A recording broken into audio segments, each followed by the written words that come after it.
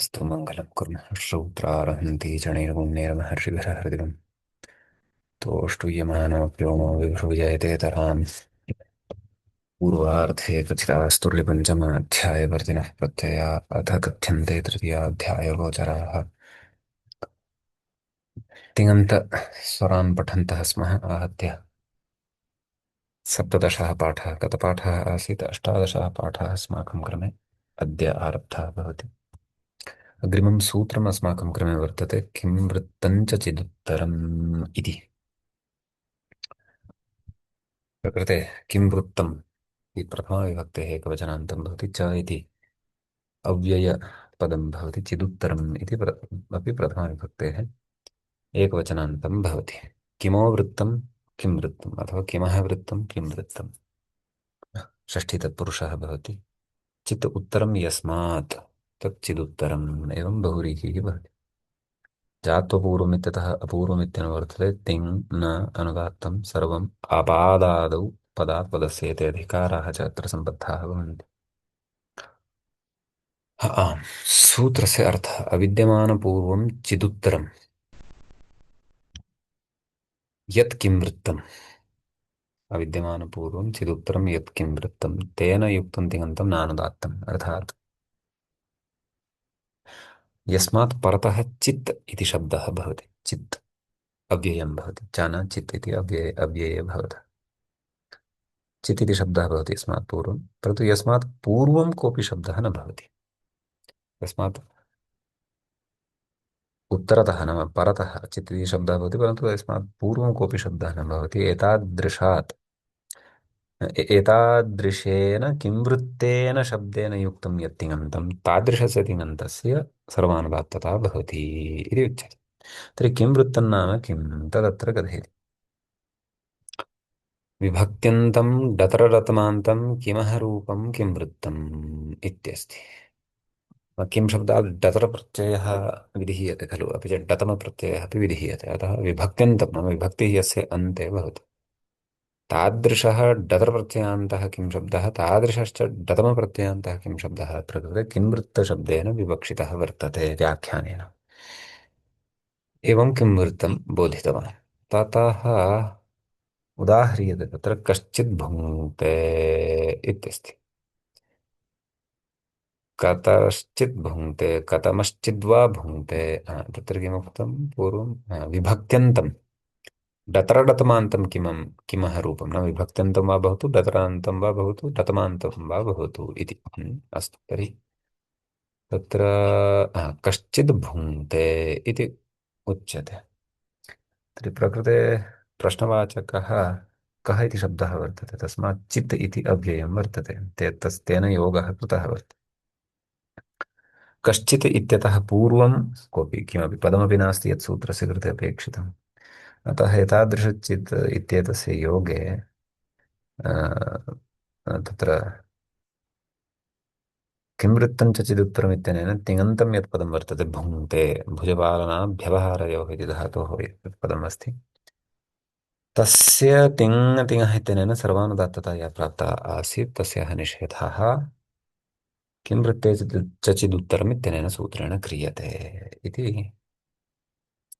अस्ति अत्र विशेषः एवमेव कतरश्चित् भुङ्क्ते इत्यत्र अन्वयः करणीयः कस्मा कथमश्चित् भुङ्क्ते इति अत्रापि तिङन्तं पदमेकं स्वीकरणीयं तत्र तिङतिङः इत्यस्य निषेधेन किं वृत्तं च चिदुत्तरम् इत्यनेन सर्वानुदात्ततायाः निषेधः क्रियते इत्येव विशेषः ज्ञायते मान्यः आं महोदय।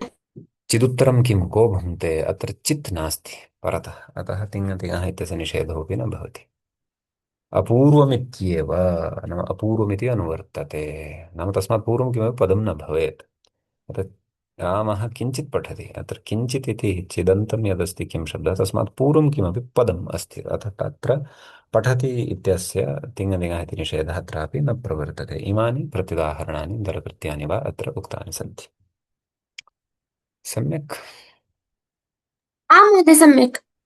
अग्रे अग्रिमं सूत्रं वर्तते आहो उताहो चानन्तरम् इत्यस्ति। एतत् सूत्रं किं कथयति चेत् आहो इति अव्ययपदं भवति।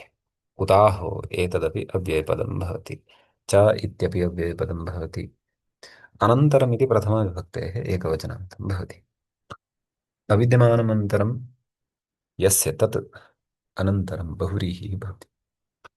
अन्ये अनुवृत्तिशब्दाः पूर्वदेव अनुवर्तन्ते अत्रापि। यथा जात्वपूर्वम् इत्यतः पूर्वम् इत्यस्य अनुवर्तनं वा भवतु, अपि च अन्ये नानुदात्तं सर्वमुपादादौ पदात् पदस्य एते अधिकाराः च सम्बद्धाः भवन्ति। सूत्रार्थः आहो उताहो इत्याभ्यां युक्तं यत् तिङन्तं तत् अनुदात्तं न भवति इति सूत्रस्य अर्थः। तर्हि अत्र उदाह्रियते आहो उताहो वा भुङ्क्ते। तर्हि अत्र आहो उताहो इत्यनेन योगः अस्ति वाक्ये, अतः तिङतिङः इत्यनेन सर्वानुदात्तता या प्राप्ता तस्याः निषेधः भवति इति विशेषः तिङन्तस्य पदस्य। अनन्तरम् इत्येव नाम आहो ताहो इत्यस्मात् परतः अनन्तरमेव भवेत्। अनन्तरमेव तिङन्तपदं भवेत् इति। अन्यथा न शेषे विभाषां वक्ष्यति। नाम तत्र शेषे विभाषा इत्यनेन अग्रे एकम् एकं सूत्रं शेषे विभाषा इति पठिष्यते। तेन विकल्पेन सर्वानुदात्ततायाः निषेधः वक्ष्यते। एवं च यत्र अनन्तरः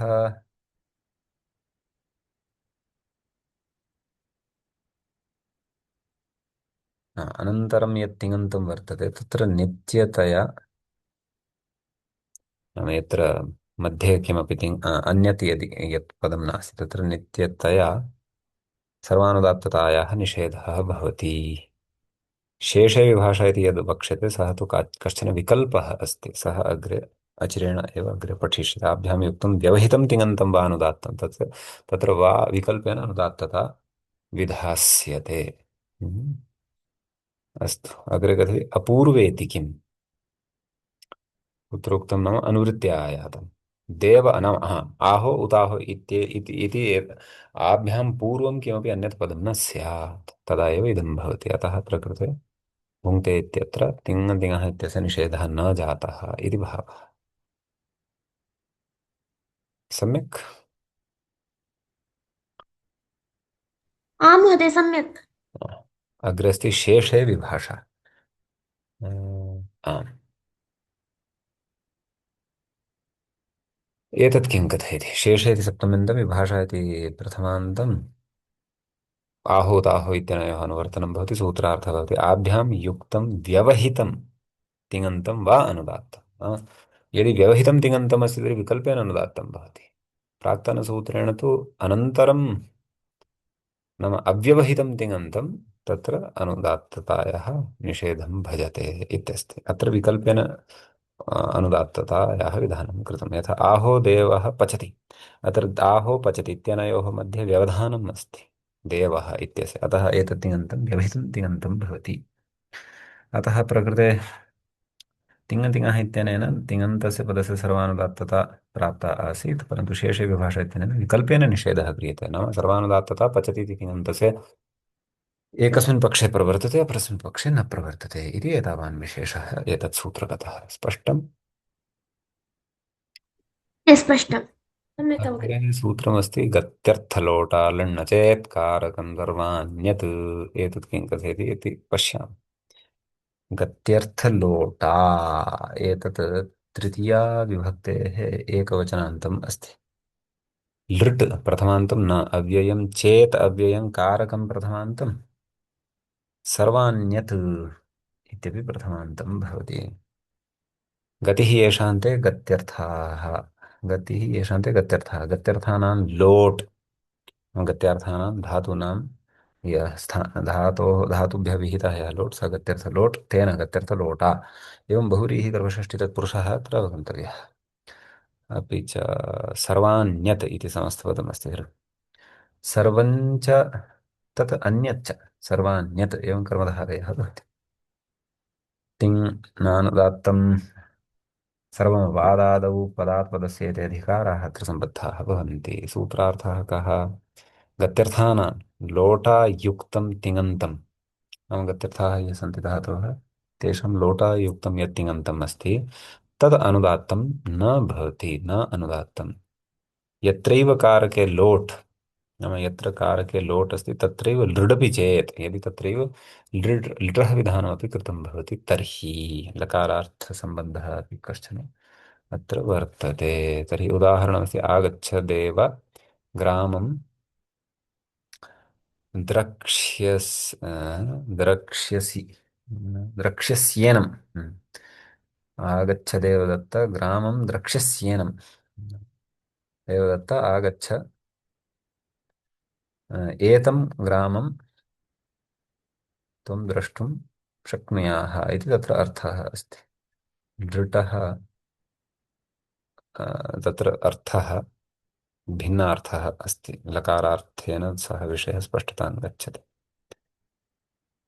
तर्हि प्रकृते किम् अस्ति? प्रकृते क्रियापदद्वयमस्ति, आगच्छ द्रक्ष्यसि इति। अनया एतत् क्रियाद्वयस्य कर्तृकारकं कर्तृकारकभूतः देवदत्तः अस्ति। कं धातुः गत्यर्थकः अपि अस्ति, अपि च तत्र लोट्लकारः अपि अस्ति, आगच्छ इति। तेन युक्तः द्रक्ष्यसि इति प्रकृते लृट् लकारः अपि अस्ति। प्रकृते तिङ् इत्यनेन सूत्रेण सर्वानुदात्तता प्राप्ता भवति कस्य? द्रक्ष्यसि इत्येतस्य। परन्तु गत्यर्थलोटादिण् चेत् कारकं सर्वाण्यत् इत्यनेन सर्वानुदात्ततायाः निषेधः क्रियते इति अस्ति।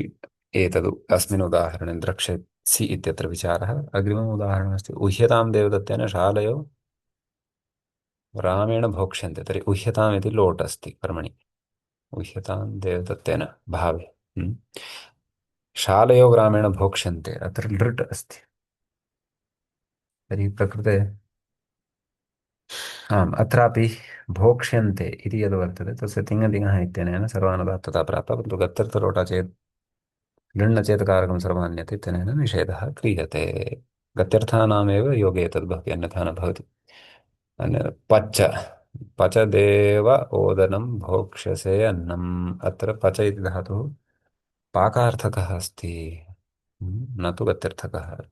लोटा, लोट् अपि तत्र अपेक्षितः। अत्र आगच्छेः इति विधिलिङ्ग् अस्ति, अतः अत्रापि प्रकृतसूत्रेण उक्तः निषेधः न प्रवर्तते। अग्रे किं कथयति? लृट् किम्? आगच्छ देवग्रामं पश्यस्येनम्, अत्र लृटकारः एव नास्ति, अन्यानि निमित्तानि सन्ति चेदपि। न चेत् किमिति? आगच्छदेव ग्रामं पिता ते भोजनं भोक्ष्यते, अत्र तदेव न चेत् इत्यनेन यः अर्थः गतेषु उदाहरणेषु लब्धः सः नास्ति। अतः प्रकृते सर्वानुदात्ततायाः निषेधः एतेन सूत्रेण न भवति। सर्वं किम् इत्यपि अस्ति खलु सूत्रे, तत्र सर्वाण्यत् इति। आगच्छदेव ग्रामं त्वं चाहं च द्रक्ष्याव एनम् इत्यत्रापि निषेधो यथा स्यात्। अतः सर्वं किम् इत्येतस्य दलकृत्यस्य प्रयोजनमत्र उक्तम् अस्ति। यल्लोडन्तस्य कारकं तच्च अन्यच्च लृडन्तेन उच्यते इति अस्ति। अतः तत्र सूत्रार्थे उक्तं खलु, नाम गत्यर्थकेभ्यः धातुभ्यः विहितः यः लोट् तद्युक्तं यत् तिङन्तं तद् तिङन्तमपि लिट्लकारभूतं तस्य सर्वानुदात्तता न भवति। अन्यानि कारकाणि यदि सन्ति तर्हि, नाम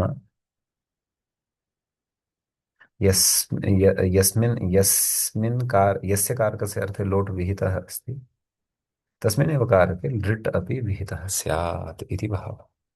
अतः एवं रीत्या अत्र दलकृत्यानामपि विचारः कृतः अस्ति। किं वदति महोदय? अग्रे गच्छ। आमां महोदय, आमां महोदय, अवगतम्। लोट् च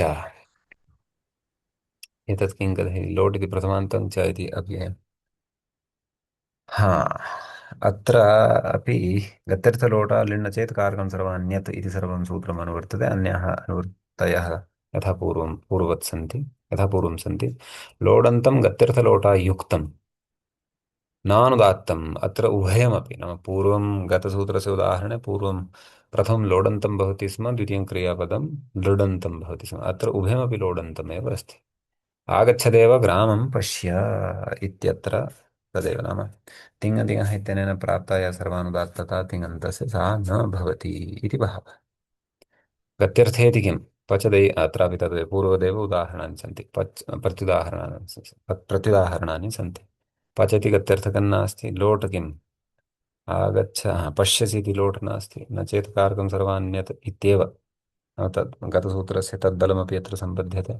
आगच्छदेवं ग्रामं पश्यत्वेनं रामः सर्वग्रहणात्विह स्यादेव आगच्छदेव ग्रामं त्वं चाहं पश्यावः। योगविभागः उत्तरार्थः नाम तर्हि एतस्य सूत्रस्य निवेशः गतसूत्रमेव एकमेव किमर्थं न कृतं सूत्रम् इति चेत् विभागार्थः लोट् इति सूत्रस्य अनुवृत्तिः अग्रिमसूत्रे अपेक्षिता भवति, अतः योगविभागः अत्र कृतः।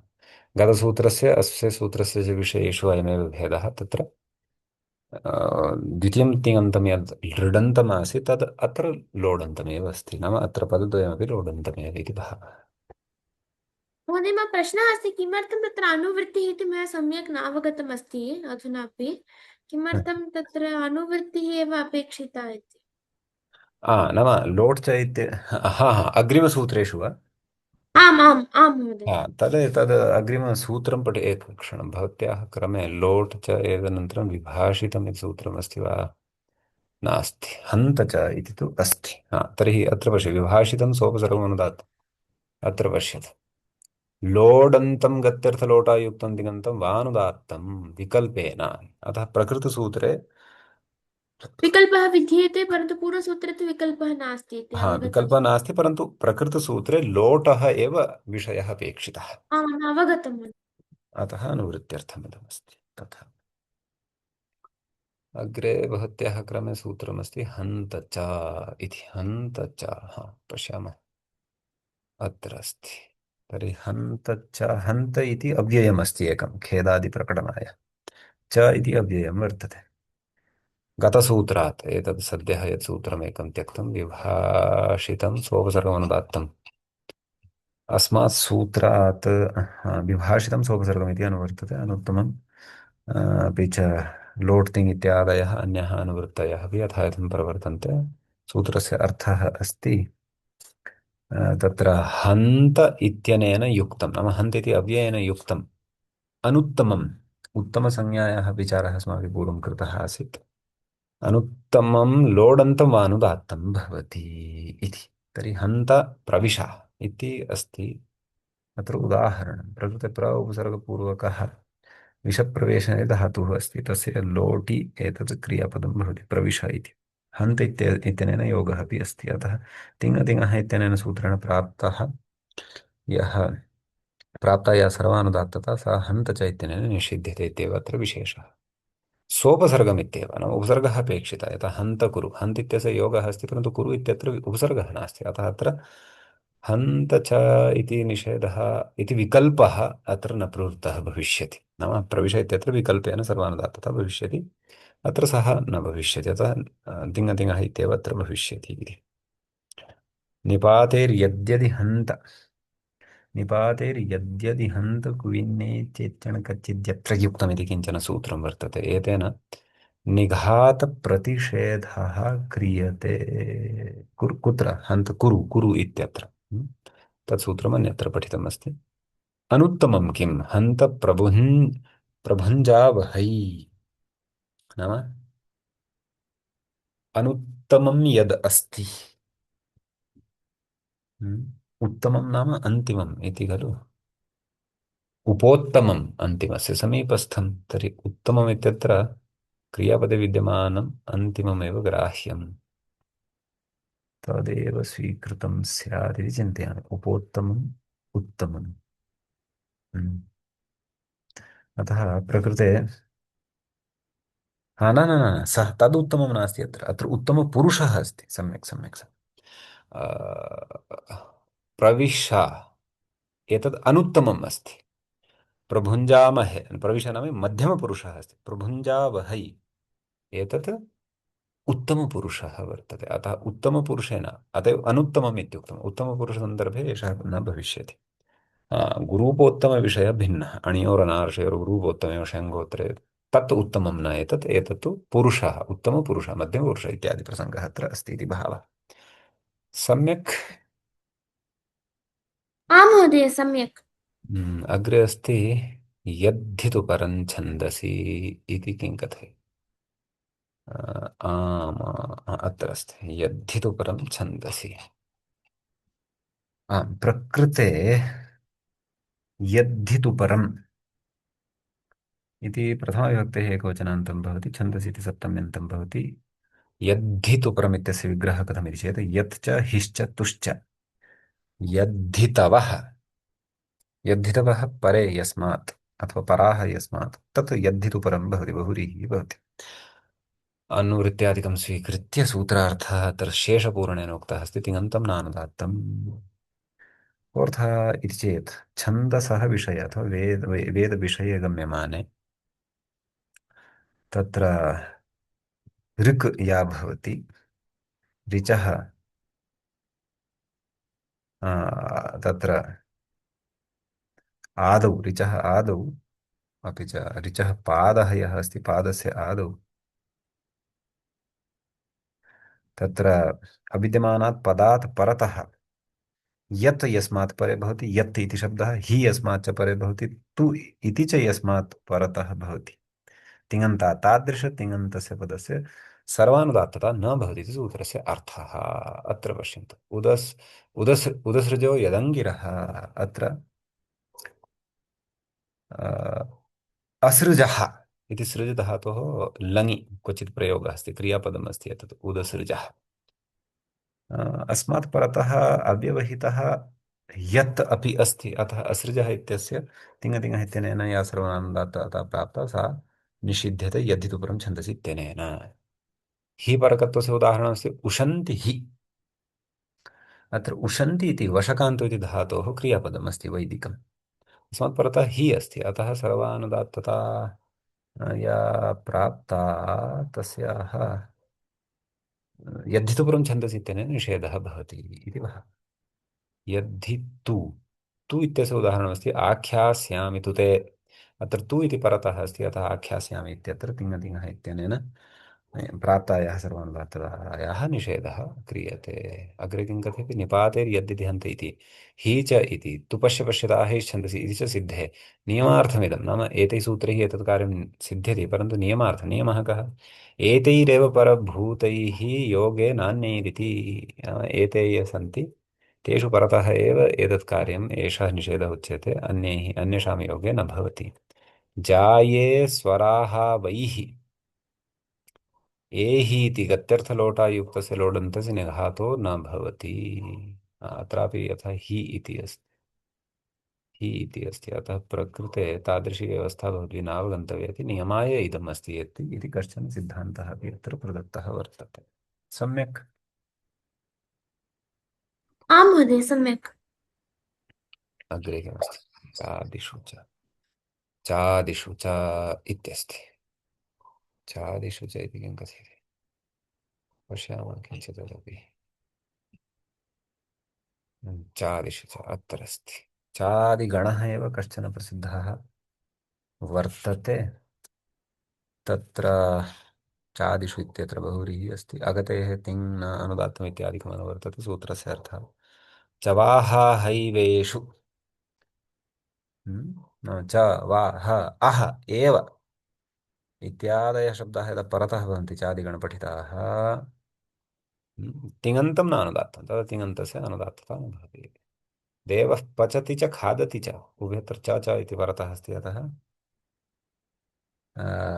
तिङतिङः इत्यनेन प्राप्ता या सर्वानुदात्तता तस्याः निषेधः भवति। अगतेः इत्येव देवः प्रपचति च, अत्र प्र एतस्य गतिसंज्ञा भवति, अतः प्रकृते गतिसंज्ञकयुक्तस्य एषः निषेधः न प्रवर्तते। प्रखादति च अत्रापि तद् गतिसंज्ञकम् अस्ति।